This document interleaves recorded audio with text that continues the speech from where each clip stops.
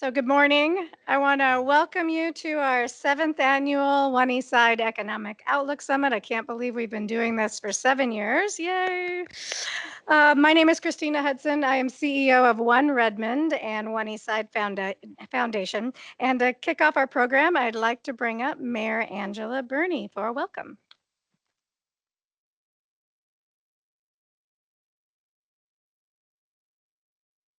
Well, good morning, everyone. Can you hear me in the back? Excellent. Um, Good morning, everyone. It's so wonderful to be here this morning. I can't believe it's the 7th. It's the 7th? Oh, I haven't aged a day. So if you don't know, I'm Redmond Mayor Angela Burney. I'm grateful for this morning to be with all of you, bright and sunshiny day. I'm so proud of Redmond's reputation and competitiveness as a global tech, space, gaming, and innovation hub. We are at the epicenter of innovation here at the Microsoft campus. This year, Microsoft is celebrating 50 years of tech advancements, and we are so appreciative of them as a great city partner. Businesses and highly educated talent from all around the world are drawn to our connected and welcoming community. Redmond provides the dynamic environment where a wide variety of businesses can thrive, from global leaders in aerospace, engineering, gaming, and manufacturing to our vibrant community of small businesses. And I know some of you are here today, and I'm so grateful you are joining us. 44% of Redmond residents were born outside of the United States, and 72% age 25 or older hold a bachelor's degree. These diverse and skilled perspectives foster and incubate new ideas that are changing the world. Recently, Redmond became even more connected to the region with the opening of 2 more light rail stations in downtown Redmond and Marymore Village. Now, if you were not there at the party a few Saturdays ago, there's so much to see and do in Redmond. So I hope that you will come join us and let me know when you're in town and see if I can join you and take a ride and show you all there is to see in Redmond. These game-changing transportation infrastructure investments will now transport our residents, employees, and visitors seamlessly through Redmond and our region. And these connections will be a key for us as we welcome visitors to our region from around the world for the World Cup next year. Yes, I know. If you don't know, I'm a huge soccer fan, so I've been very excited about this. And I know so many of you in this room are as well. And if you haven't heard, there's been a little chatter, yes, it's great that those last 2 stations in Redmond opened, but won't it be nice when the trains connect from downtown Redmond all the way into Seattle? And just a little spoiler alert, today, in a few, like an hour or so, they're going to be pulling the first trains across the bridge. So one more step in opening up our stations to the entire region. Being start of the rail system, Redmond is ready to host travelers from around the globe to stay and explore our clean, safe, vibrant, and connected city. And we are working hand in hand with our community and businesses to foster community connection and economic impact. As we grow, we also want to make sure that Redmond stays affordable. Over the last several years, I have represented Redmond nationally as a member of the National League of Cities Housing Supply Accelerator stakeholder group, and now as a member of the America's Housing Comeback Advisory Group. And most recently, I joined Mayors and CEOs for Housing that will work nationally to ensure that our workers, our community members have safe, affordable housing throughout our country. Committing to housing supply for all income levels next to light rail infrastructure will ensure that we can house the employees necessary for our businesses to continue to grow and thrive. Our partnership, like those with Microsoft, Sound Transit, and One Redmond, are also key to our business and community success. I recently joined Greater Seattle Partners as a board member, and I'm excited for the opportunity. Hey, Brian, it's good to see you. Speaking of that, I'm excited for the opportunity to continue to position Redmond as a location for businesses to grow and thrive. And so thank you for each of you this morning for your support of Redmond and the greater Eastside community. I'm so excited to see so many of you, so many friends, old and new, as well as some people even came across the lake to come join us in Redmond this morning. Thank you all. And with that, I'll turn it back to Christina. Thank you so much, everyone, for being here today and being part of this vibrant, economically diverse area. Thank you so much.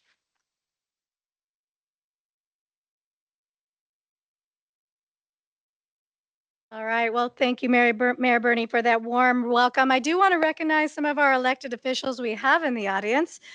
We have State Representative Janice Zahn and State Representative Osman Salahuddin. Thank you. We have King Council member Claudia Balducci and City of Redmond Council members Angie Nueva Camina and Melissa Stewart. And I guess double duty for Osman as well, right? Very good. All right. I also want to thank the representatives from the Office of Representative Suzanne Delbene, for being with us today. Thank you. We have a great program lined up today, and I'm looking forward to hearing some valuable insight. But before we begin, I know some folks have asked about our guest Wi-Fi password, so take a look at this. Make sure you get that if you need to access Wi-Fi. And next, I would like to thank our sponsors, our presenting sponsors, Microsoft and Puget Sound Business Journal. Yes. Our supporting sponsors, Port of Seattle, Move Redmond, and yes, and Evergreen BizLink. That is a portal that is by the Washington State Microenterprise Association. And of course, our annual founding investors, Microsoft and Nelson Legacy Group. Thank you for all your support for our organization. And then, of course, all our Eastside city partners, because economic development really knows no boundaries. We all have to work together to get to the place where we need to go.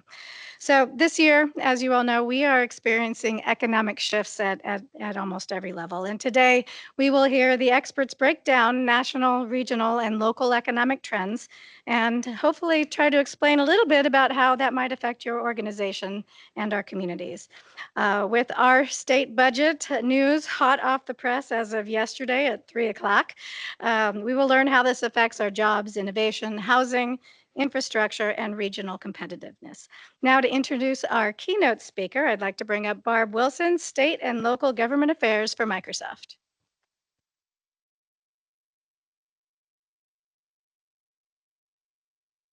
I was told I need to speak right into the mic. Can you hear me? All right. All right. Thank you, Christina. And good morning, everyone. I'm Barb Wilson. I'm the State and Local Government Affairs Director for Microsoft. This is my region here in the Puget Sound and Washington State. And as Mayor Bernie mentioned, we celebrated our 50th anniversary this year. Yeah. And I feel like we're so lucky because we've been able to grow as a company here alongside the city of Redmond with great partners like One Redmond by our side, fostering all the partnerships that's led to making this community such a great community. We've partnered on enhancements such as donating the land for the light rail station at the Redmond Technology Station, that beautiful bridge. I would say if you have a little bit of time and it's not raining, it'd be a good opportunity just to walk to the other side of our campus and see the refresh that we are in the midst of over there. And to take a look at the light rail station. So it's right there. Or if you work in downtown Redmond now, you can just get on that light rail and go straight on down to downtown Redmond. Somebody like me, yeah. Yeah, for somebody like me who works throughout the Puget Sound, I'm going to be on what I call the City Hall Express. So I can now go from City Hall in Redmond, Bellevue, and Seattle, all like soon to be Seattle, all in one fell swoop. So that'll be really cool. In this past year alone, we've supported over 4,900 nonprofit organizations just in Washington state through grants, technology donations, and our employee volunteer efforts to address critical needs, including education, hunger, and healthcare. It's been quite a ride to be at the center of the region's technology hub for the last 50 years, but what we're really looking forward to is the next 50 years. And I would say, I would invite all of you after the event this morning to go straight downstairs, right across from the company store. We have a little museum there, and right now it's set up with our 50th anniversary display. So you can get the history of Microsoft. I think you might see the chicken farm pictures. I don't know if they're still there, but yeah, it used to be a chicken farm. Now we have 500 acres, 100 and I think it's like 140 buildings here, and 57,000 employees that come here to campus just about every day, 4 days a week. So you have to come 4 days a week. All right. And the other thing I wanted to just take a minute, this is not in my written notes, but I just, as Mayor Bernie was standing up here, I wanted to just take a moment to shout out the leadership that we see here in the city of Redmond. I know that there are a lot of needs in our state, a lot of needs in our communities. And one of those needs is to really be thinking about the economy and the economic outlook. And that often gets overlooked. And I think to some degree, it's because it's been so thriving in our community for so many years. But there have been economic downturns. And I think Mayor Bernie, along with a lot of our other leaders, here in the region, many of them here in this room, the ones Christina mentioned earlier, have been champions of how do we do a better job at ensuring our economic outlook in the region. We cannot take it for granted. And we need to not only retain the businesses and employers that we have in Washington state, we need to be thinking about how we continue to bring the new startups, the new companies into our region, so that we can continue to have a great job market and a great community. So Mayor Bernie, I just want to shout you out for that and thank you for your leadership there.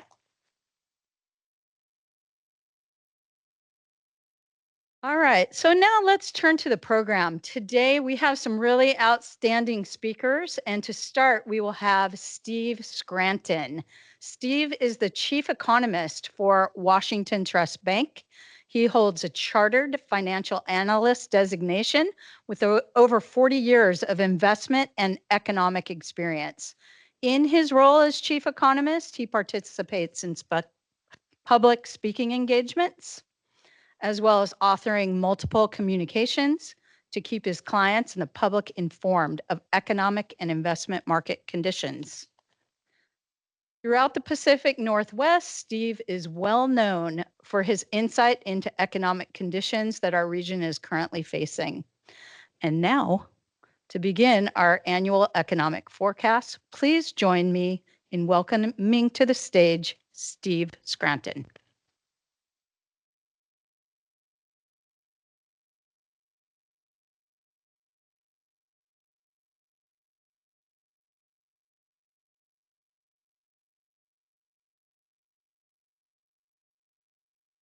Sorry, I don't stand at a podium, so just let me bring this loose. Well, good morning, everybody, and thank you for attending today. What I want to do for you, I'm going to run through several topics. First, the hot topic everyone's talking about. I'm going to cover the facts about tariffs, then my outlook for interest rates, give you an update of comparison of the Washington and the Puget Sound economy compared to the U.S. economy, and then talk about what I see as threats and weaknesses that we have to be paying attention to, not only for the East Side, the state of Washington, and the nation as a whole. So where I always tell people when I start, I've always said that the simplest way I can explain the economics to people and not give you a bunch of economic gobbledygook is to tell you that jobs create income. Income is the fuel that consumers use for spending, and consumer spending accounts for almost 70% of economic growth. So I always start with jobs when we get to that point, but that's just the basis you're going to hear from me. But what I want to first talk about, because it's just been so much in the news, and unfortunately we've had so much noise with that, with politics mixed in with just the noise of social media. So what I want to talk about just quickly are the facts about tariffs, because the reality is tariffs are a tax. We, as businesses, pay taxes on a variety of things. You have excise tax, you have B&O tax. Well, this is a new tax. You can call it an import tax if you want. But the bottom line is, no matter what other goals an administration may have of trying to use tariffs to accomplish things, it's still a tax. And from a general economic standpoint, higher taxes mean higher costs of doing business.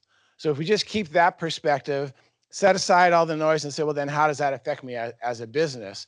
Because what I say is that Washington State itself is a major international state. We have exports and imports. We are number 15 in the country for imports.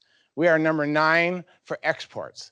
And we haven't talked a lot. They talk about imports because of the tariff tax, but the reality is what we're seeing is, and we've already seen some of that impact, is that the country that we're imposing tariffs for their products then turn around and retaliate. So we saw very clearly, very quickly, when we raised tariff rates 145% on China, they stopped accepting planes from Boeing. So that's why we care about it as a state, because we have small businesses that rely on imports because that's the only way they can be competitive. A lot of times their product isn't even made in the US. So I just simply say we have to be evaluating this as a tax. What's the impact of that tax? And our business is going to pass that cost onto the consumer or absorb it. And I'll say yes. It's going to be a combination of both.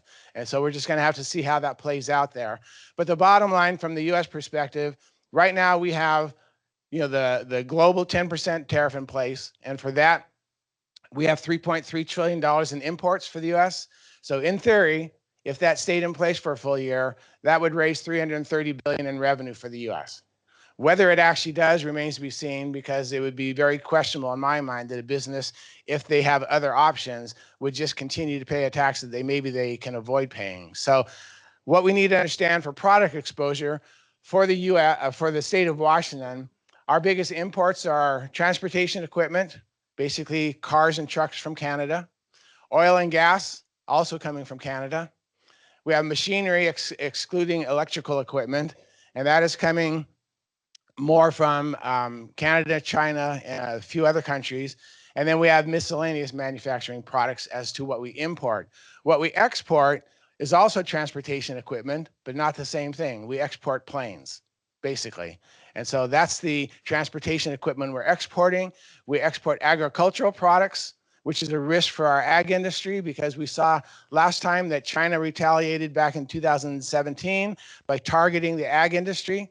And they didn't necessarily raise tariffs. What they did was they slow walked the produce once it got on the dock. And so by the time it cleared all the things, it was spoiled.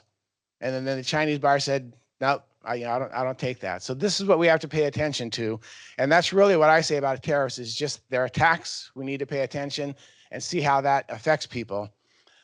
The next thing I think is will continue to be a challenge for many businesses is what's going to happen with interest rates. I'm going to tell you plain and simple, the Federal Reserve has been very clear. There is too much uncertainty right now. Are we going to have stagflation, meaning a stagnating or declining economy while prices are rising? That's uncertain. And so what they have said is we are going to sit tight. They believe that they provided support initially by dropping short-term rates by a full percentage point last year. Now they're going to say, we're going to see which problem, if any, develops before we respond. So I'm going to say, as a business, if you're hoping for a decline in the cost of your operating lines or your lines of credit, which are short-term borrowing, I'm going to say you're probably not going to get rewarded, because the Fed's going to be very patient. And for long-term interest rates, I think that's the real danger, is they have not come down. They've actually gone up. And I think there's a case there that the long-term investors are saying the U.S. government is still issuing too much debt. They're not taking any steps to correct that. And we don't think inflation is under control. So I continue to say, I think we're going to see volatile long-term rates, but trading in the range for the 10-year Treasury between 3.5% to 5%. Since most term financing is tied to that rate, then that affects term financing, and 30-year mortgage rates between 6% and 7.5%. The only way that I see we're going to see those rates coming down dramatically is the scenario you don't want, a recession. That will clearly bring rates down then, but I don't think that most people are going to be rooting and say, hey, let's have a recession so I can have lower rates. So the other thing then that I want to highlight is what is going on with the economies. And so what I want to show you, the way the government does it, Bellevue is not big enough yet. They don't break it out. So they call the Puget Sound being Seattle, Bellevue, and in some cases they wrap in Kent, other cases they wrap in Everett. But what I'm going to show you is the data for what we call the Puget Sound Metropolitan Statistical Area. And where I'm going to start where I told you is with jobs. And what we see, and this is actually through April, I updated the graph, didn't update the effective date there, but it's through April. And what we saw was that the state of Washington barely had any jobs growth, and the Puget Sound actually had very small job losses compared to the US seeing a jobs creation at a 1.2% growth rate. So then you say, well, what was the cause of that? And what we see is this is a breakout for you of the industries, who gained jobs, who lost jobs. What's interesting to see is the Puget Sound matches the state of Washington. It's just magnitude, for the state being a bigger bar, because the Puget Sound drives the Washington economy, the size of the population and everything else. So where my concern would be for looking at the risk there is that 65% of the jobs growth that happened over the last year was in healthcare. That's fine as long as that industry is healthy. But if we start to see major problems, and we've started to see some problems with the healthcare industry, then you can remember the scenario from those of you who've been here that long, the 1960s, where we depended on Boeing. And we ended up with the billboard when Boeing had all those problems, say, well, the last person leaving, please turn the lights out. So I think that's just what I say is you want to see diversified growth. And I would say, if you look at that chart without necessarily being able to read the numbers, the bottom line is just by additions or subtractions, it was evenly split. Both the Puget Sound and the state of Washington lost 7 industries lost jobs, 7 industries gained jobs.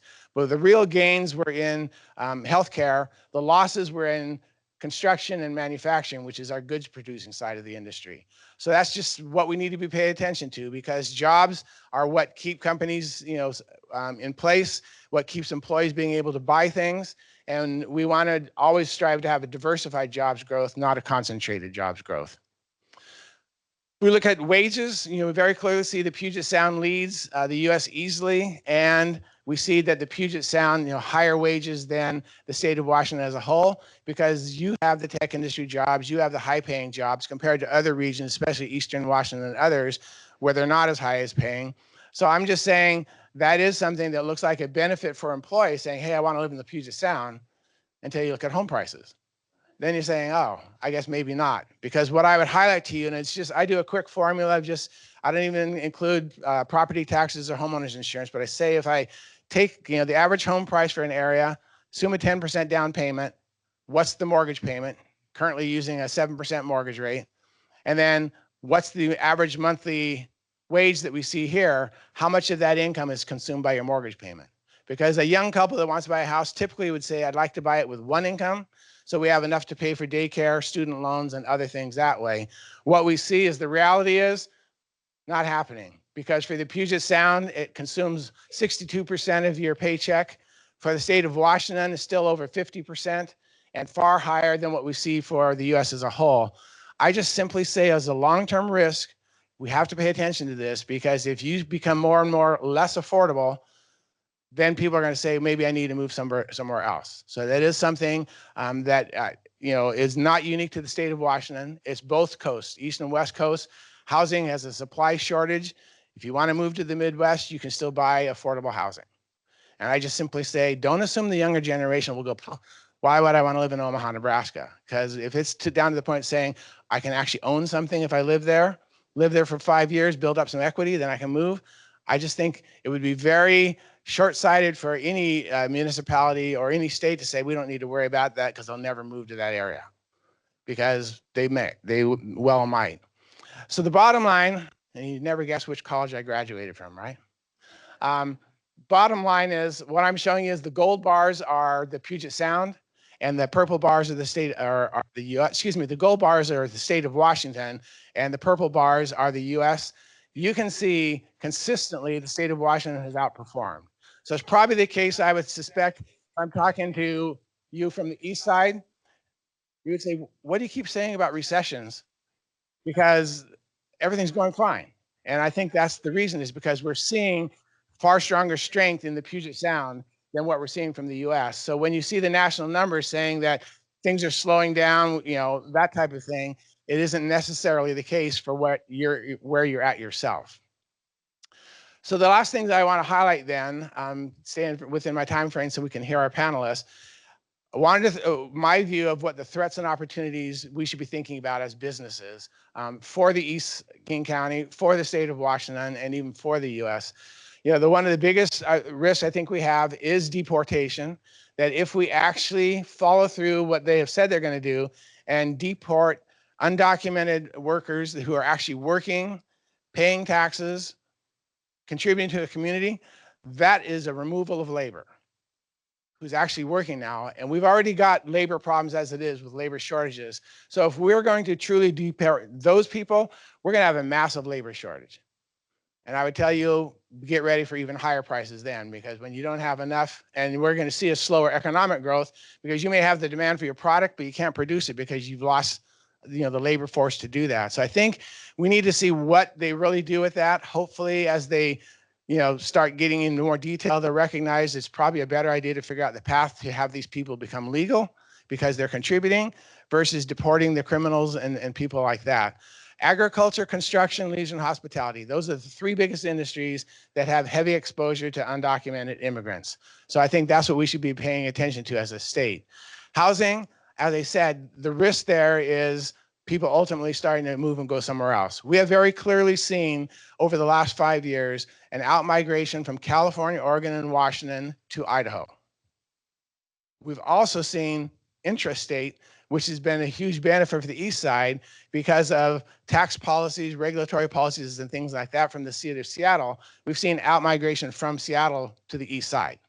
And so, that's a free gift that you've been given that way. But there's the risk the other way, is that you want to make sure you don't ever become on the other side of that equation, where now people are saying, I can't afford to live here, or I don't like their tax policies, I'm going to move on.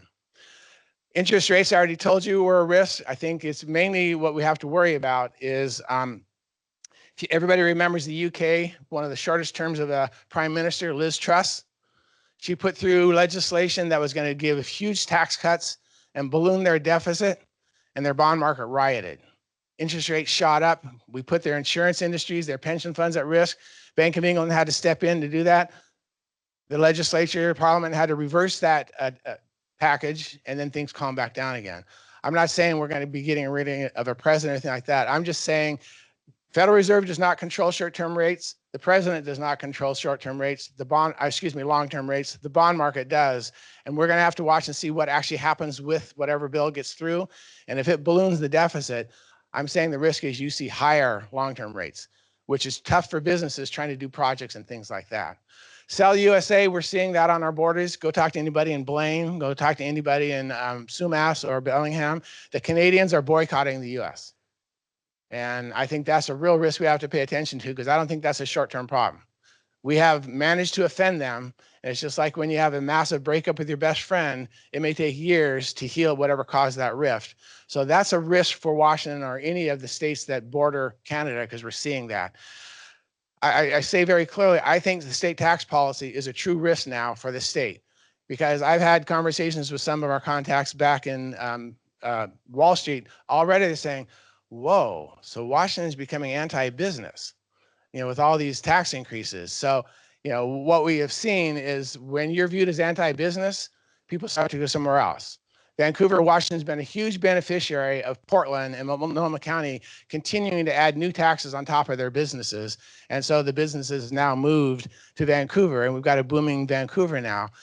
If we see with these tax policies going in place that businesses decide that's it, I've hit my breaking point, I'm going to relocate, or I'm going to start moving more of my employees to a state that's more friendly, like Idaho, Florida, Texas, Nevada, those type of places, that's a true risk for the state, because you're assuming we're going to have that revenue, and you may well discover, oops, we don't have the revenue because people left. Same with high net worth individuals. I can tell you real time, we work with clients who manage their wealth for the high net worth people. They are actively reestablishing residents out of the state of Washington once that bill passed.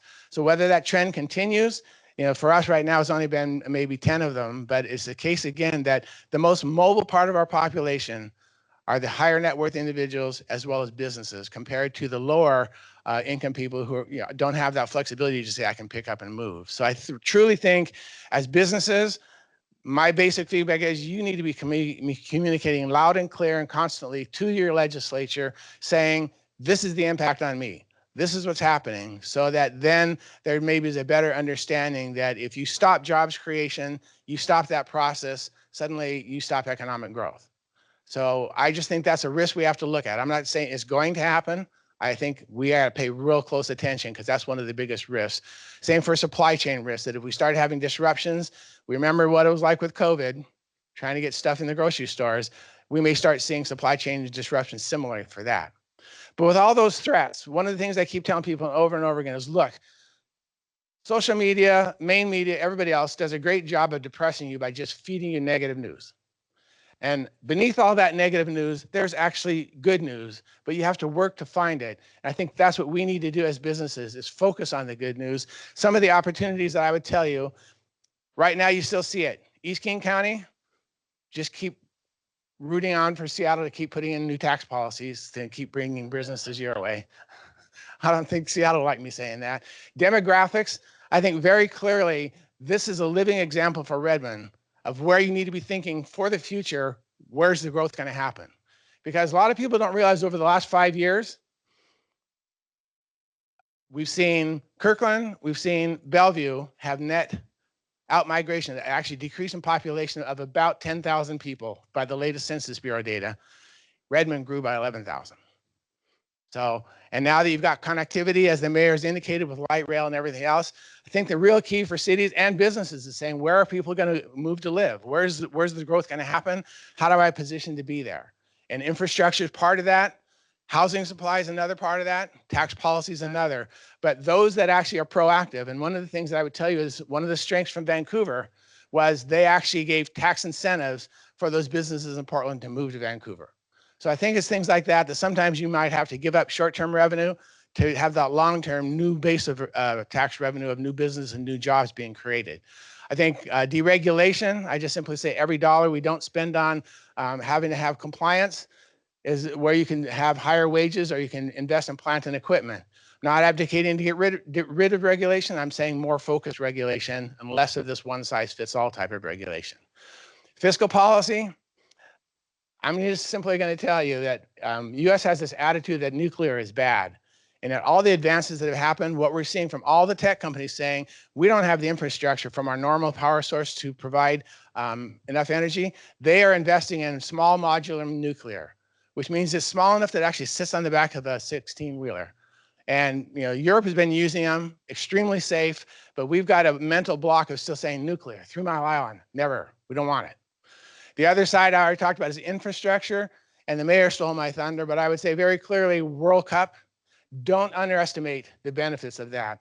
Asia and Europe are totally used to mass transit. They will hop on that light rail in a flash because they're used to doing that. Take advantage of it, because the reputation you establish with that experience brings tourism and everything long term as people continue to say, I want to go back and do that again. So that's my feedback for you. My closing thoughts for you are fairly short. One, I say focus on your business. Ignore the noise of politics. Focus on what's really happening with your business, because you will see the changes happening before it ever shows up in the national news or anything like that. I also think that we as business, especially for you that are business owners, you need to be the voice of reason amidst all this chaos, worry, everything else about, oh my gosh, the world's going to end. We've made it through other recessions and everything else. This is another case, I think, that you need to be reassuring your employees, your customers, your vendors, your friends and family, that, hey, we've survived these other recessions. We'll survive any political volatility and things like that. And that will keep people focused on their jobs, because the biggest risk is we have a case where everybody stops doing things because they go, well, I got to wait and see what's going to happen. Finally, I would say also active communication with your business partners. And then the biggest thing, the closing thought I would give you is prepare for the threats, look for the opportunities.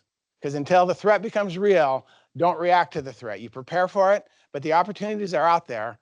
If we're looking for them, you're going to look back after a year from now or 4 years from now and say, wow, who would have thought? So I'm going to leave it at that, turn it back over, and thank you, everybody.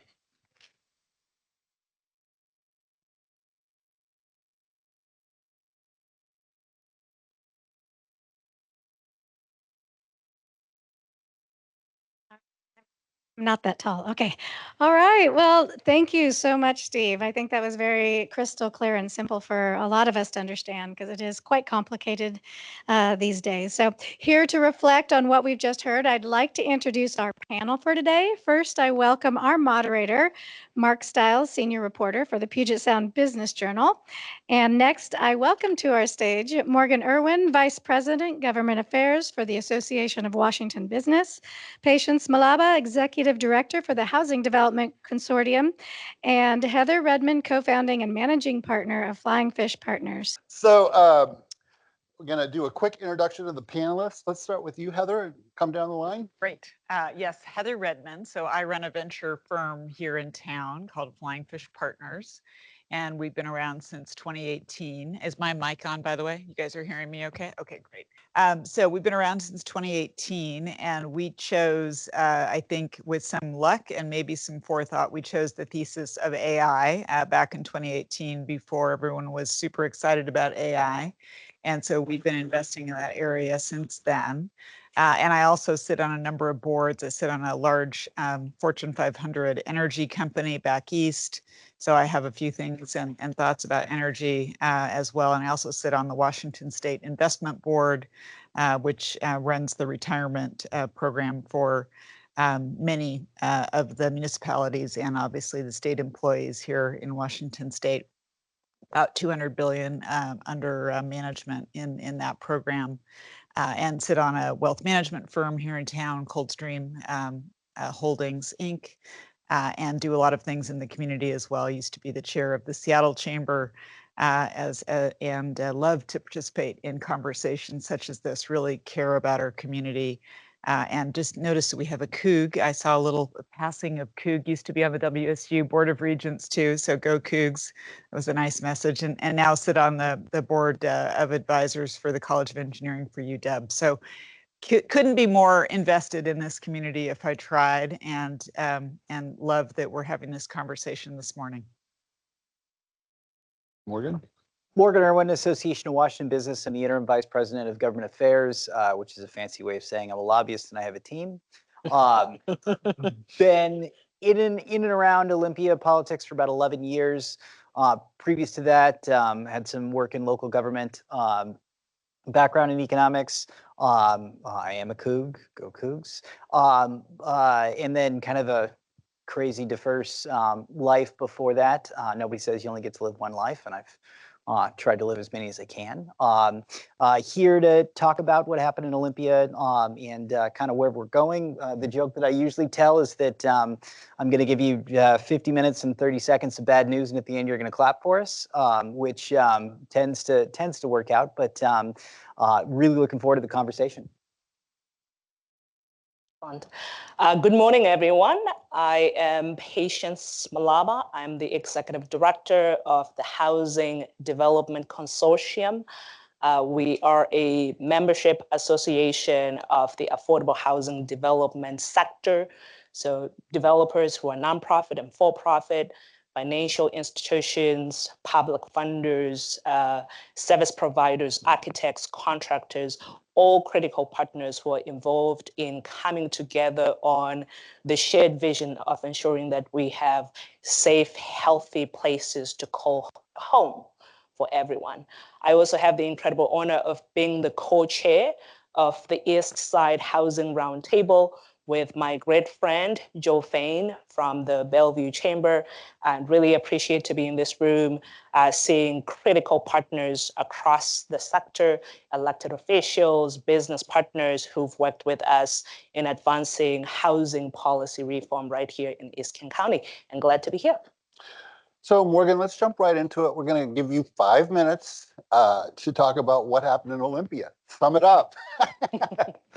Okay, I'm going to talk a little bit fast because 5 minutes is not a lot of time to go through a 105-day session. For those not steeped in Olympia lore and knowledge, we have a 105-day session in an odd number of years like this. That's when we write the budgets. Then we have a short session that's a 60-day session in our off year, and then back, and that's our 2-year cycle. So this was our 105-day session with a large budget that the governor signed yesterday. Before dipping into that budget, the transportation budget was also passed. It's getting a little less media. That's a 6 cents per gallon gas tax increase, 12 cents per gallon on diesel. It does have a $1.1 billion transfer from the general fund that goes to the multimodal fund. Inside the transportation world, there's 2 main funds. You have the multimodal fund, which is used very flexibly. That's for your non-traditional pavement projects. So mass transit, bike lanes, active transportation, pedestrian, that sort of thing. Like I said, that's a flexible account. It can be swept for traditional pavement projects. And then you have the motor vehicle fund. The motor vehicle fund is protected by the 18th Amendment. Funds or monies that go into that fund have to be spent on either new pavement or helping to maintain the pavement that we already have. We have more money for pavement preservation when you're looking at a WASDOT budget, Washington State Department of Transportation budget. Things that say maintenance are about their like vehicles and structures. When they say preservation, that's maintaining the roads. So just vernacular, if you're ever bored and can't go to sleep, pull out that 500-page budget and read that. It'll do it for you. Moving to the main budget, we do have about a $9 billion increase. The governor did sign that yesterday. This was a tough budget year, certainly. We had bad revenue forecasts in November, another bad one in March. We're expecting another bad one in June. The governor did veto one small portion of the bill. It's about bank mergers with credit unions. That was not enough to push us into a special session. If we have another bad revenue forecast in June, we may end up there anyways. On the business cost side, we had 2 fairly expensive labor bills go through, paid family medical leave. There's an expansion of the number of companies that will affect. It's a very popular program here in Washington State. This is for workers who are sick or pregnant or their spouses or giving birth, and you can take some time off. Your employer has to hold your job open for you that you can come back to, and you can draw a partial wage while you're out. That was limited previously to companies more than 50 employees. That will be dropped down to companies with 8 employees or more over the next few years. The other big one that could be expensive is going to be the unemployment insurance for striking workers. This one started out requesting 12 weeks of unemployment benefits for striking workers while on the strike line after a 2-week delay, which is not really a 2-week delay because it's Olympia and we make everything complicated. It's the second Sunday after the first day of the strike. So if you call your strike on a Saturday, it's an 8-day delay, not a 14-day delay. That was dropped from 12 weeks down to 6 weeks, and that's where it passed. We do have a SPIA contract negotiation coming up with the expiration on that on 7/31 this summer.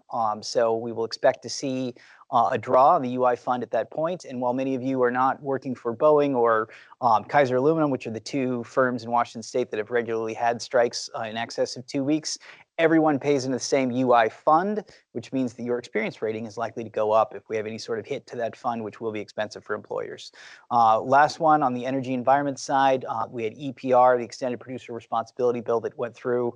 This is any company that sells a product or good that has packaging. That company is responsible for setting up what is basically a shadow refuse and recycling system for the packaging on that. That includes foodstuffs. This is expensive for the companies that are going to be engaged in that sort of selling behavior, and those will be a pass-through cost for consumers, whether those consumers be businesses or end user consumers. And then finally, when we do look at the budget with the $9 billion, the major shift that we see is a shift from a B&O rate, which is taxed on your gross revenue, which was at about 1.6 to 1.76%, depending on your industry. There is an across-the-board increase of 0.5%. It's called a B&O surcharge for all businesses.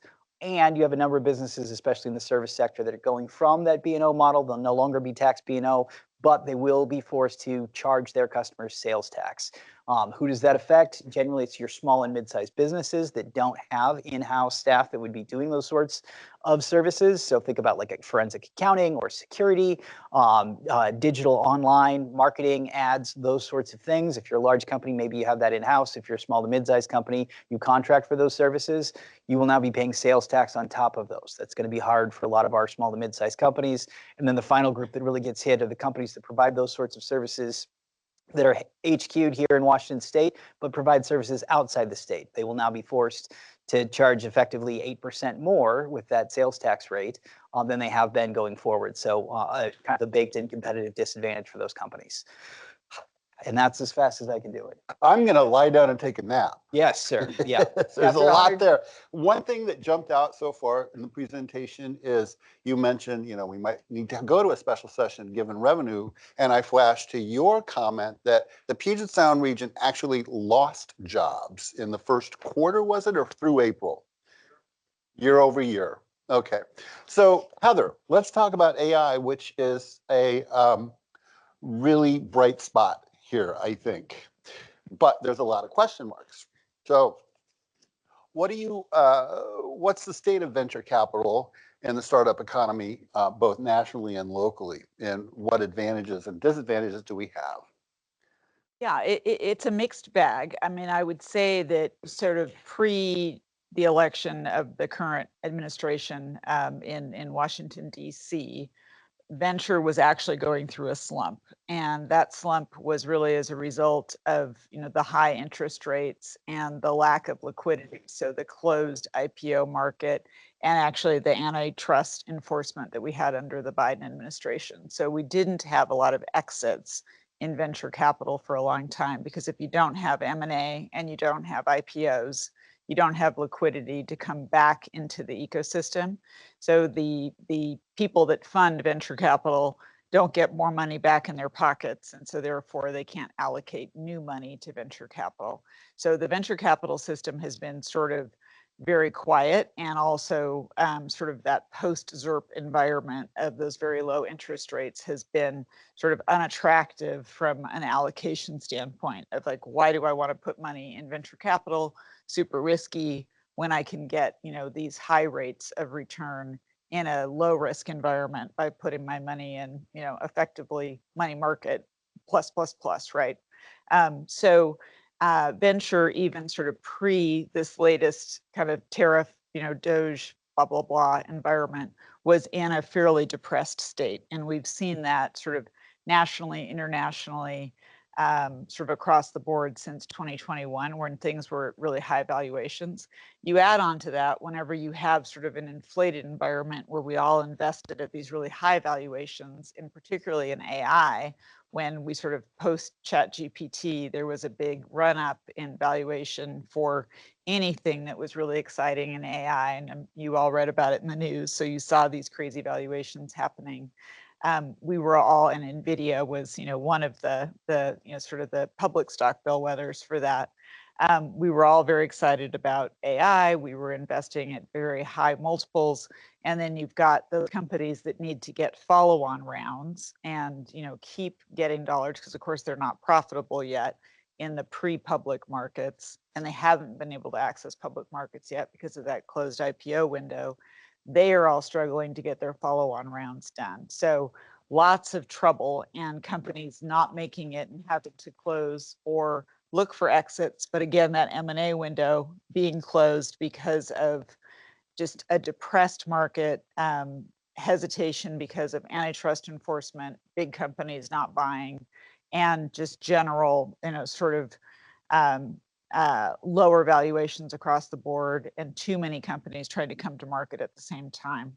Sort of once you layer on the new administration coming in, everyone thought this was the sort of the bullish business case on Trump getting elected, was lower regulation, sort of everything is going to open up. We're going to have a lot of M&A. We're going to have the IPO window open up.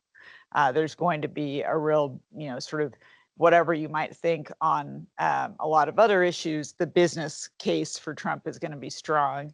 And so we saw a lot of optimism sort of going into November. We all saw that stock market run up, et cetera.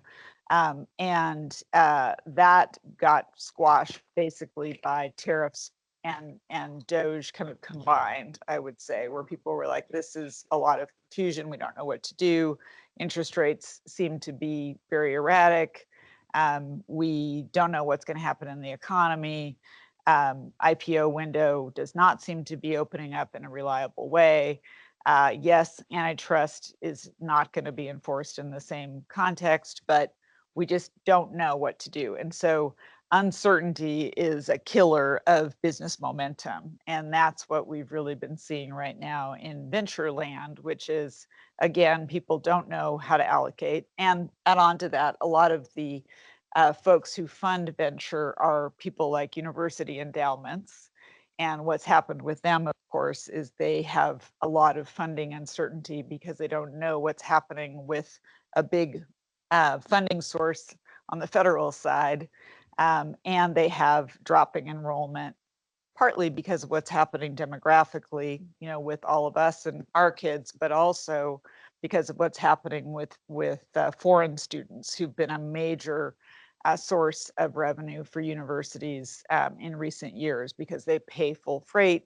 They're very attractive from a fiscal standpoint and an enrollment standpoint. So there's just a lot of factors that are working against the strength of the venture community, which then just trickles down to the startup community. Here locally, we have sort of a tale of two cities as well, which is that we have just a wealth of AI talent. We've got more AI talent, I think, than any region in the country. And so that's the positive, but we don't have the startups that would match with that talent sort of by what you would expect sort of statistically. We do have, obviously we're sitting here right now, we have a great repository of that talent doing great things for a great company. And that's a great thing as well. But in terms of new business starts, which ultimately you want to see sort of for the long run, just, from a kind of a diversification of your job-based standpoint, we are not batting at the average that we should be. And part of that has to do with the availability of capital, going back to that venture point. We've always lagged in foreign direct investment, but we also lag in terms of how the money that is native to this region allocates its portfolios to local capital that goes back into the startup ecosystem. So we sort of fail on both of those points.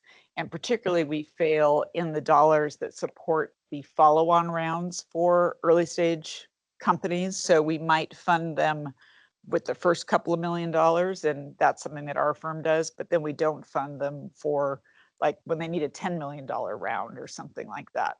So we need more infrastructure there as well. So we have one of the ingredients, which is that talent base, but we don't have all the supporting infrastructure.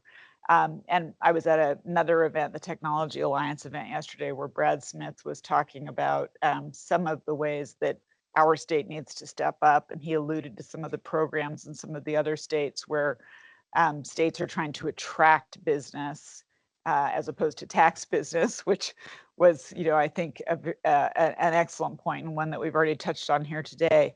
But one of the things that I think is vital there is how do you support early stage companies as businesses to get going? And that is something that I think government can play a real role in. And we've done some things in that arena, but we could do so much more to really help provide that infrastructure and that nurturing to keep those early stage businesses sort of going in their very earliest iterations, but then going even as they advance further. And we haven't invested much there. So down on the waterfront in Seattle is an example of that at Pier 70, right? Yes, AI House is really a good example of a state and city investment that was done both by the state and by the city of Seattle. AI House is really a great example. I think it's going to pay. I mean, from a multiplier effect, I don't even know how to do the math on that one because I think it's going to be just out of the park in terms of its returns, and just counted in a whole bunch of different ways. I mean, its impact on accelerating the waterfronts revitalization, its impact on accelerating downtowns revitalization, with really a very small amount of money. And it's constant. What it does is bring the best AI talent to a particular place and creates new companies and brings venture capital together with great talent in just a whole multiplicity of ways to get that sort of company creation process accelerated. You know, there's always discussion about Eastside versus Seattle, and I know economic development people don't like to think about it as a versus, but the general public does. Steve, you mentioned that businesses are going to be coming over to the East Side. I did get, I'm leading up to a question here. You know, what are your thoughts, the panelists' thoughts on this dynamic of Seattle? It just seems like every time you turn around, there's not just a new tax, but another sort of regulation on business. I did do some, I reached out to Kira Matthews to ask about leasing activity for new leases. And I didn't dive into the stats, and of course I didn't bring them, but the bottom line is more new leases and square footage are being signed on the west side of the lake than the east side. Not by a lot, but I just thought that was an interesting number. So, you know, how can, I mean, what's the east side to do to really capitalize on it? Do they just sit back and let it come, or what? So, not a merger and acquisition guy. I used to be in finance, and if you can tell me in front of all these people that I'm wrong, if I am. But when you've got a merger or acquisition that's out there, and it's between two healthy companies, and it looks like everything's going well, what are the three reasons that that deal falls apart? What's going to be the name of the new company? Who's going to be the CEO? And where's the headquarters going to be? And those, you know, it sounds kind of flippant, and like I said, maybe I'm wrong, but that was kind of our North Star when we were working some of those deals when I was in finance. So that sounds flippant, but it's not. I mean, that really does stop a lot of mergers and acquisitions from occurring. So how do you make sure that those three things are going to be positive for your region? You know, why do people want a headquarters here instead of Seattle? And, you know, is it public safety? Is it the schools? Is it the parks? Is it the tax policy? Is it the general business environment? Will you have protesters at your door in one place versus another? Those things all matter. And I'm not saying one's better or worse, but when a area or a region is looking to set themselves apart as being an incubator for business or an attractive place for business to land, people really need to recognize that those factors do matter and that will change where people want to headquarter. Yeah, I mean, I think the East Side is doing a great job in attracting business, and I think, you know, Seattle is needs to do a better job. I think things have gotten inexpensive enough in Seattle, and there's smaller floor plates. I mean, one of the things I've heard from people is just because it's so much new build over here, the floor plates are bigger. And so for smaller businesses, you're going to find more Class B, you know, smaller floor plates. So it may just be diversification between the offerings. I would, you know, have to dig into the stats. But to me, it's good that we're seeing activity on both sides, and we shouldn't be necessarily competitive as so much as synergistic. I was gonna, maybe I'll do it this April. I guess it would have to be next April since we're now in May, but I was going to write a satirical article for GeekWire about how, you know, we could solve our housing crisis, our transportation crisis, and our East-West, you know, rivalry crisis by filling in Lake Washington, and just, you know, using all that land. You know, it would be so useful. You know, no more bridges, and, you know, just get it all done. But I do think sometimes we forget that it's a strength to have these two areas, and you know, we're benefiting from each other, and it's sort of good to have that yin and the yang.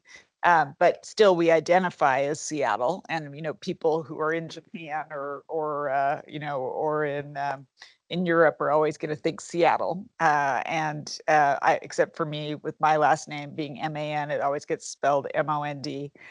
So I have that problem. But it is, I think, going to take Seattle a while to dig out of the perception that it has had of being, you know, unsafe, unbusiness friendly. And I hope, you know, those realities will turn around enough that it has a chance to dig out of that perception.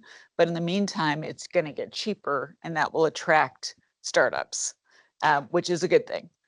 I'll chime in, Mike, and say, as someone who works on both sides of the lake, there's significant opportunity on the east side. And I would encourage jurisdictions here to become more predictable, be an environment where folks can understand what is the timeline for my development, understand what your fundamentals are in terms of economic infrastructure. Housing is economic infrastructure, and how do you ensure that you have the right zoning reform that's a baseline? Your permitting timelines are clear and predictable. Folks have access to the right staff so their projects are moving forward in a far much more reduced timeline than we've seen on the other side. And then I'll say on the Seattle front, while there is a lot of work, I think the city continues to put their best foot forward in terms of zoning reform, which is underway right now. We're fighting that fight and we'll get it to the finish line. It is not yet a close the door and let's move over to the east side. I think there's still opportunity for us to be a thriving region. And I think with the transit infrastructure coming through, we can do a better job of effective collaboration across the region. Let's talk about light rail and getting across the bridge. Yes. This is the topic. I am a transit evangelist. This morning, my plan was going to get on my e-bike, head down the lake to downtown Seattle, park my bike at my office, run down the street and catch the 550 over the lake because the train's not running across the bridge lane. And I'll get up to Redmond Technology Station and I'll have a quick little breezy walk over here. The bus didn't come. I waited at 2nd and Columbia for like 20 minutes. So that was the weak link. But for sure, the opening across the lake it's huge. But, and I have to say, Mayor, I am so relieved to hear you say that they're going to start running trains across that. Because honestly, I do not believe that that has ever been done. Fixed rail on a floating bridge. And you know, this region has some issues with bridges. So Council Member Balducci is here. And I mean, it's like, are we really going to see this? And I'm not going to ask the question, but it's going to be fascinating. So, and I also think that it's like such a huge boon for commerce. The Cross Lake system is going to be like a closed loop for Amazon to me. So any thoughts on, I mean, other than this is really exciting or this is how we capitalize on it. This is what we can do. Yeah, we need to do more. I mean, I just think one of the things I love about the chamber, and I'm sure the Bellevue Chamber is doing this with the Seattle Chamber, because I know the Bellevue Chamber and the Seattle Chamber are like joined at the hip, which is awesome. But the visiting of other cities internationally and the visiting of other cities nationally has been so valuable because we see how others do it better and they learn from us too. They come to visit us too to see how we are doing things better as well. But it's so good for us to get out of our own heads. And I love the comment. Was it Nebraska? Was that what you were talking about? Yeah. So we cannot assume that people just want to be here because this is the best place to live. And whenever I hear people say that, I'm like, I hate that comment because we just need to be so humble. We have some good things here, but we do not sit on top of the world.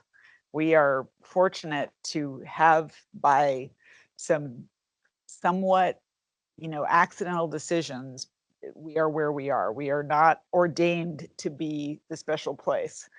So we have to work at it every day. And one of the ways we have to work at it is by really improving our infrastructure and the transportation piece, which, we rank really terribly over and over again in terms of how brutal it is to get around. And getting this infrastructure on the transportation done right and done as quickly as possible, and it doesn't get any cheaper. So doing it sooner rather than later is absolutely the right decision. I could not agree more. And I second the housing comment. And I would say that AI is a great place to help on streamlining a lot of that permitting and zoning reform. So we need to lean in on that as hard as we can. Might be a good thing to do while the economy is kind of locked up, is let's clean up some of that stuff because then we'll be ready when it takes off again. and we can, react to some of the influx of new population that, we hope, knock on whatever this is, will occur at that point. But be ready for the next wave of growth. But we need to be humble about who we are and always be looking for better ways to do things. I agree with you 100%. I will say that I don't think we risk losing people to Omaha. I'm from there. And I don't mean to offend. It's like I'm not from the city of Omaha, but I'm from the Midwest. I'm from Southwest Iowa. It smells. The water quality sucks. But I do think that people will move to Spokane or Wenatchee or Bend, Oregon. Yeah, we're not sitting here on, we don't have it made yet at all. So I want to talk a little bit more about some positive things. We were told to talk about some positive things that are happening. We've got the transit expansion, we've got the waterfront, and we've got World Cup. $929 million projected boost. But, and I'm not expecting an answer to this, but there's no fan fests on the east side, which I think should be disappointing to you. But, can you, Heather, and could you talk about, what that means? I mean, other than lots of money, yay, but what are the challenges there? And besides, cleaning up some parts of Seattle, what are your, good news, or just good news? Well, one of the things that I think is so great about the tech community, and I credit Microsoft, for breaking ground here, and then Amazon following along and really doubling down, is that the diversification of our residents in this region and the international base that we have in this region has just developed so fantastically over the last couple of decades. And that has created a great base for soccer fans here. And so I expect that we will just ignite our population and create even more loyalty to this region locally as a result of having this event here, which I think is really one of the tasks that we need to do, is create us as being a more cohesive community. So, we're really excited about all the tourists we're bringing in, all the dollars we're bringing in, all of the legacy projects that we should get out of this, because as we look around the world and see the things that have happened out of previous World Cups, the infrastructure and the lift that you can get for the long run is really significant. And we're trying to emphasize that. And I think the way the planners are thinking about it is right. But I think the community building is maybe underappreciated. And that is something that communities that grow quickly need to think about. And one of the things that I think we need to think about. And so trying to knit our communities more tightly together around one of the best uniters that exists, which is sport.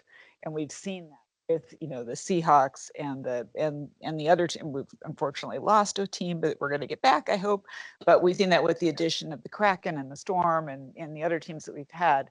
And that helps Seattle, which again is our, still internationally and everywhere else, sort of what we get identified as. I want to see us rally around that and really not think of it as like, we don't have something on the east side, but like, let's get behind that symbol of this is a thing that's here, and we can all be really proud of our region for being part of it. When you talk to people who have been at World Cups in the past, they do talk about what a transformative experience it is. Not just then, but after. So now Patience and I are going to solve the region's housing problems here in the next 20 minutes and get some thoughts from the other panelists as we talk about it. So we just wrapped up.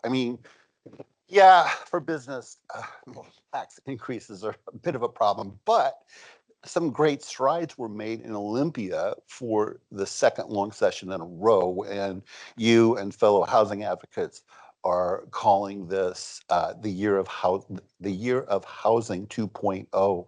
Can you talk about some of the progress that was made this year? And there was a lot of it.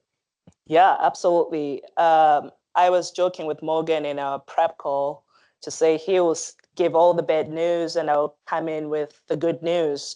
on the front of housing, because truly it's been a transformative year. It was the toughest legislative session we've had in recent memory. Tough on the budget front, tough on the bills themselves, just the robust debate and folks showing up. But in terms of housing, we made significant progress. And I want to talk through some of those critical opportunities, particularly for affordable housing. And let me remind all of us right here in King County, we need 308,000 homes over the next 20 years. And about 195,000 of those have to be affordable for folks at the lowest income level. And we don't get to produce that kind of housing without critical investments, policy change that is proactive, and robust collaboration across sectors. So some critical wins that we saw in the capital budget, we secured $600 million investments in the Housing Trust Fund. And the Housing Trust Fund is the primary capital financing tool that we have to invest in producing and preserving affordable housing in the state of Washington. So it invests in affordable rental housing, affordable homeownership development, housing that is dedicated for folks who have intellectually development disabilities across the board, farm workers, permanent supportive housing, folks really at the low income range who need critical supportive services that we otherwise cannot get to address without that tool being invested in. So $600 million in the Housing Trust Fund. On the other ledger, we know that as folks develop these projects on the ground, there is infrastructure cost that is incredibly a barrier for the production of that housing. So the state dedicated $100 million in the Connecting Housing and Infrastructure Program. So these are resources available for cities, for utility districts to have access to really support the system development on the ground for projects.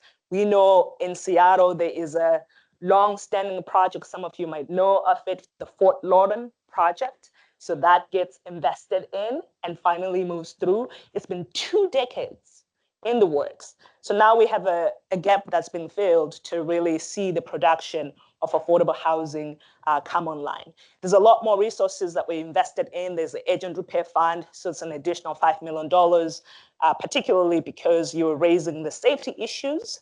In Seattle, we're seeing an urgent increase in terms of incidences of folks who are struggling with behavioral health issues, in some cases in buildings, and dedicating resources where providers have a way to offset the cost. Because otherwise you're just increasing your insurance over and over, and it cannot be absorbed by the very tight business model that affordable housing providers have. So it's a significant investment. Now moving over to the operating budget, which was signed yesterday.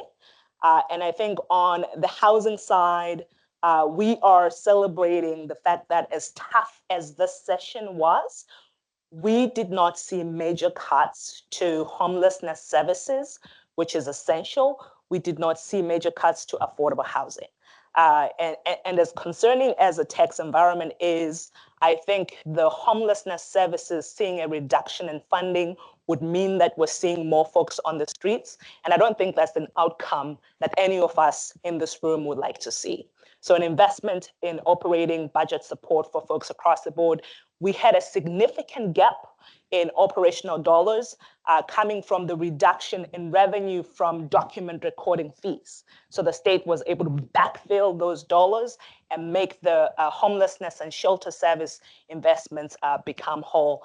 And I think we will see really true benefits from that work. So that's critical investments on the subsidy front.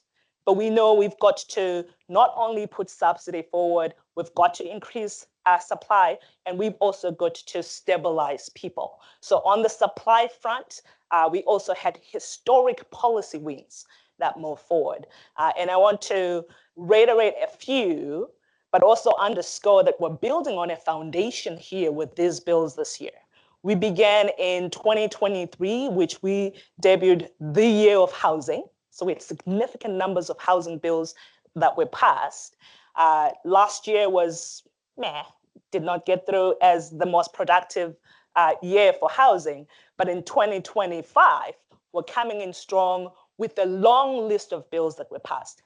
It's more than 12 bills that were signed by the governor a week or so ago, just in one room, and an additional number of other bills. And I want to touch on a few that I believe are going to be essential, particularly as we look at what Steve in his powerful keynote really laid out, which is we have this capitally constrained market where interest rates continue to be high. The cost of materials will continue to be in flux as tariff impacts become clear going forward. So that means construction is really going to be impacted. And there's a responsibility for jurisdictions, particularly as you think about the opportunity we're seeing on the east side, to reduce the cost of housing production. And that comes into the code that you adopt as a jurisdiction, the policies that you have, and how your staff begin to interpret those. And I want to speak to some of the cost reduction levers that we saw at the state level. The parking reform bill that passed, that's significant. It removes the mandates for the requirement to have parking on site for quite a number of project types, particularly for affordable housing in cities with 30,000 people plus. So that's a good number of cities that get this opportunity. I'm looking at the mayor in Redmond because I know there's a project that's going to benefit immensely. And Mayor Bernie, I want to give a round of applause to you for all of the incredible work you've done on housing in this city.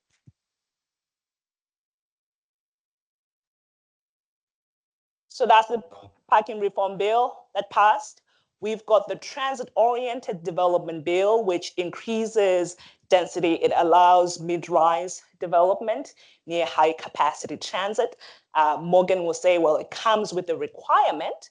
There is a 10% requirement for affordability. But I would underscore that as we grow as an economy, we have an obligation to ensure that the broader housing market is inclusive of affordability. And this is one of the tools that we do that through. And we believe that with jurisdictions taking on the implementation of that at the local level, we become such a strong foundation for the critical production of housing at higher density than we've been able to do so far. So the TOD bill passing, that's significant, it's huge. It also is the ability for folks to actually see financial viability for their projects, because we are in a very tight market cycle right now, and seeing more capacity in terms of FAR and heights, it makes a difference for quite a number of our development partners. And then the third bill that I'll highlight is the Housing Accountability Act. So the Housing Accountability Act says we've got these beautiful housing targets that we have set. And I'm going to take another moment to thank a rockstar in public service, Councilmember Balducci, who actually pushed very hard for this work to happen. Please a round of applause for Councilmember. So Councilmember Claudia Balducci helps us all set goals for housing production, and they are set. And jurisdictions have the ability to say, well, Project A, we do not want you in our neighborhood. I think NIMBYism is alive. All of us know that. And we've seen cases of that happen in jurisdictions. And what the Housing Accountability Bill does is it actually puts emphasis on being accountable to that goal. You cannot deny an affordable housing project in your community when you have not met your goals of producing housing. I think we have to set goals and be clear about our metrics of progress. And this is one tool that helps us do that. So it's an effective partnership. I know local jurisdictions tend to struggle with being feeling like they are being preempted by the state. But I see this as an effective partnership that's essential for us to see more housing production continue to happen. So that's a highlight of just 3 bills. Some other bills that are near and dear to my heart, the condo liability reform bill passed. That's huge for homeownership opportunities. It clarifies a lot of the liability language that has been the reason why we do not see the production of condominiums in our state. So right now, 12-unit buildings can proceed.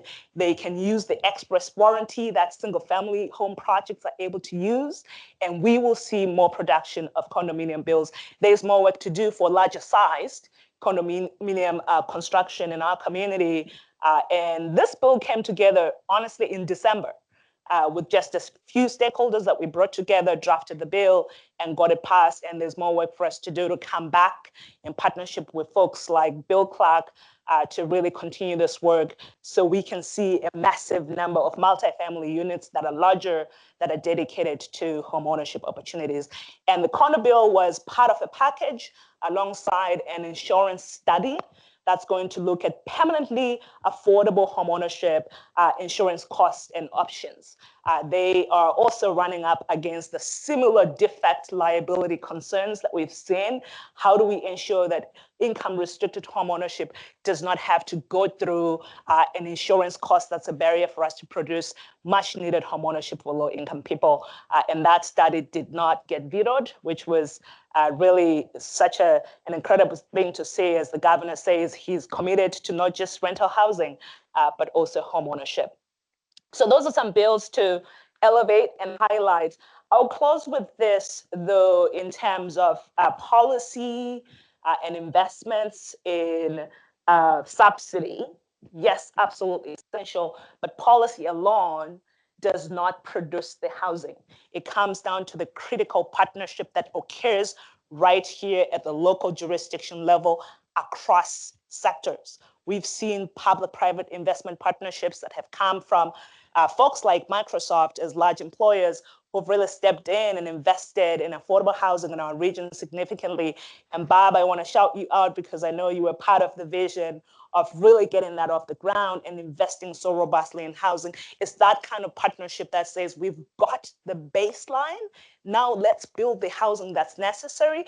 And yes, it's housing across the market, but we've also got to think about the folks at the lower income range. And that takes a complex, really capital stack to see those projects come online. But that's a highlight of the critical progress we made at the state level and what it would take here at the local level for us to begin implementation. We can talk more about local jurisdictions. Yeah, I do want to say I'm seeing innovations on the reporting side. Co-housing.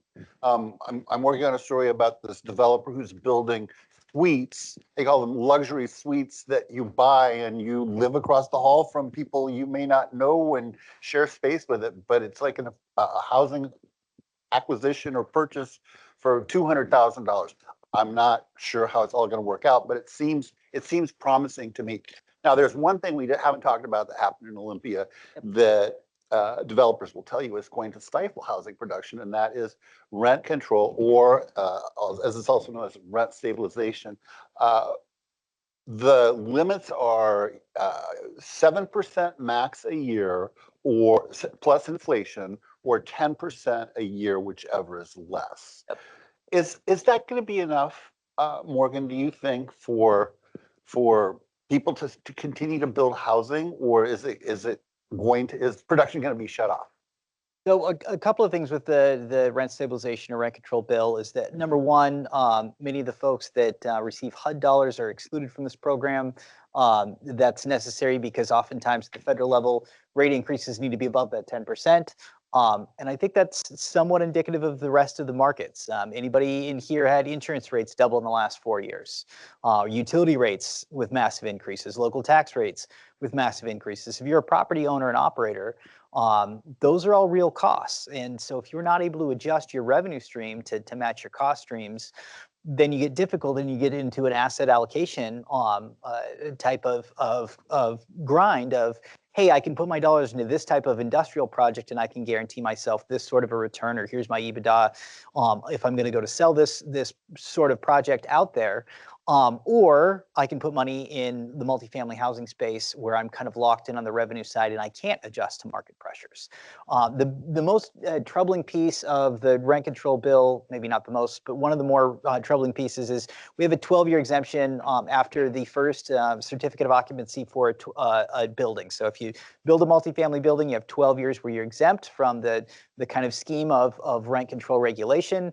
You can follow the markets. After that, you need to go into the rent control system or rent stabilization system. Financiers inside Washington State and outside of Washington State have said that they're extremely uncomfortable with funding those sorts of projects because if an apartment building is going to fail, it's generally not in the first 10 or 12 years, it's in the second.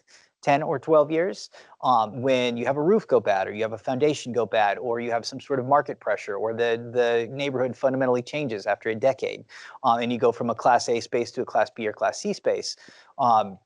So the financiers who are locked in have said, hey, we'd really like that exemption to be at 20 years, and if not 20, then 15, like we see in Oregon with their rent control scheme.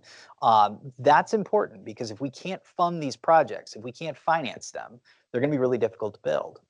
Especially if you're a builder who says, well, I can jump through a bunch of hoops and be less profitable on this multifamily side, or I can deploy my same equipment, my same crews, and I can build other projects that are much more profitable, much less regulated, easier to get in and out of. So where am I going to dedicate my funds? Where am I going to dedicate my time? Where am I going to dedicate my resources?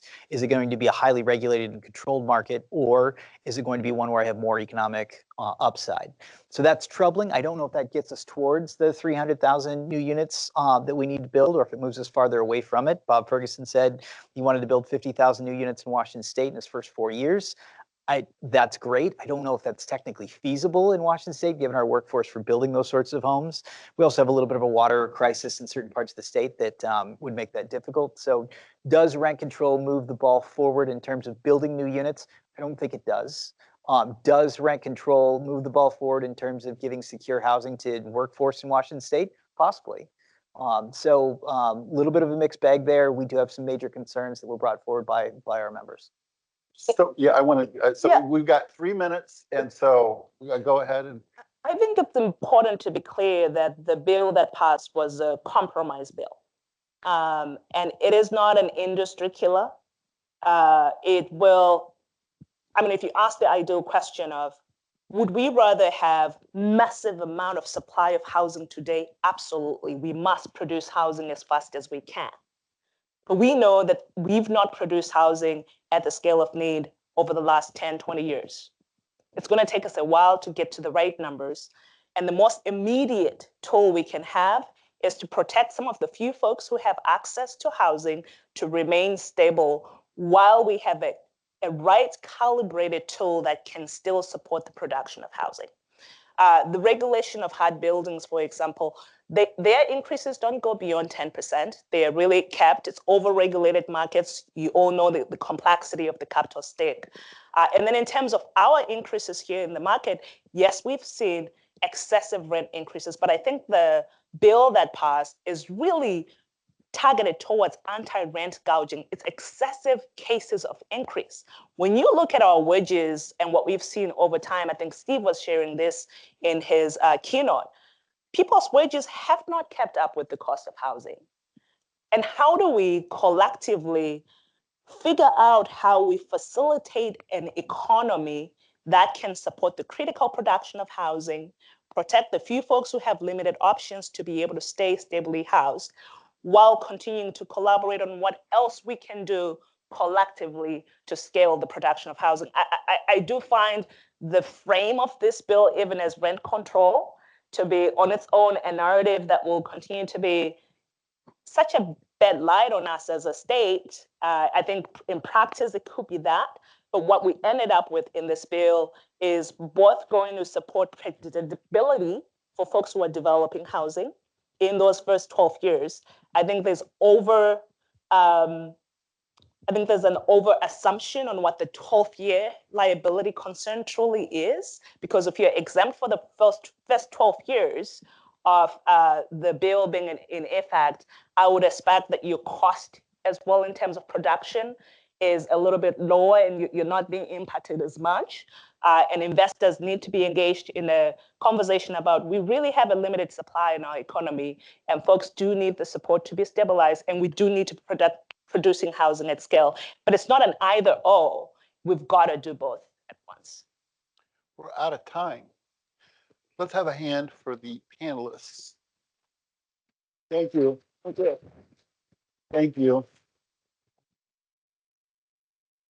All right, I'd like to go ahead and thank our speakers again. Thank you so much. It was wonderful. Yes. All right, and we did give them a couple minutes so they could wrap up because we were running a little bit behind. So I'd like to go ahead and thank our presenting sponsors. Big thank you to Microsoft, Puget Sound Business Journal, I'd like to thank our supporting sponsors, the Port of Seattle, Move Redmond, and the Evergreen BizLink, a portal by the Washington State Microenterprise Association. A big thank you to our founding investors, Nelson Legacy Group and Microsoft. Thank you. And I would like to give a big thank you to my staff and team, particularly Margot Shiriyama and Sarah Meets, for their hard work on this event. Thank you. Thank you to the volunteers, staff, and servers today, and we hope to see you soon. Thank you.